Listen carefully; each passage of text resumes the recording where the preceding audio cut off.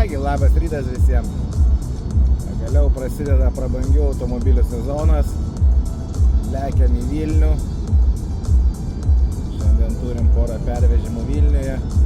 Gal dienos bėgyje dar kažkas iškris. Rytas taip pat buvo aktyvus. Deja, nei vieno užsakymo neišvežėm. Nes žmogui reikia ir pailsėti kartais. Bent jau man. O darbuotojai mano tai šiaip įpratę ilsėtis. Irgi nepratę daug dirbti. Jeigu būtų jie pratę daug dirbti, tai būtų mane aplenkę. Kadangi nepratę, tai greičiausiai ir neaplenks.